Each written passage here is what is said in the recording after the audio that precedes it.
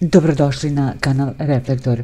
Za najnovije vesti i zanimljivosti iz regiona prijavite se na naš kanal. Klik na subscribe. Ovo su najnovije informacije. Najveća balkanska diva Lepa Brena i bivši teniser Boba Živojinović proslavili su 3 decenije bračne zajednice. Ovo je juče na Instagramu obelodanio njihov najmlađi sin, Viktor, a Brena je 30 godina braka u više navrata opisala kao veoma turbulentno. Njihova ljubavna priča počela je 1986. godine. Brena i Boba su u svojoj bračnoj zajednici prošli sve. Kako je Brena izjavila, bilo je i ljubavi i smeha, ali i suza. Boba i ja smo imali tu sreću da smo zajedno rasli kroz brak.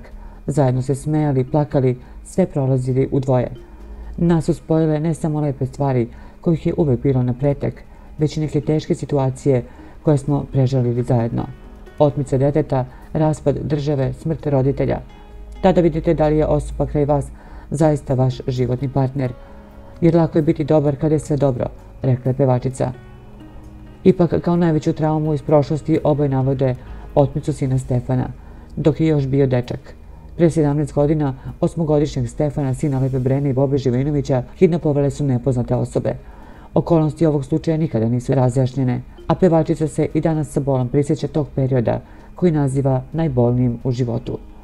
Najteže i najbolnije stvari koje su za mene bile u životu jesu na prvom mestu otmica mog sina, koja nikada nije otkrivena, smrt Rake Đokića i raspad zemlje. Kada vam zabiju nož, onda vas puste da nož stoji duboko.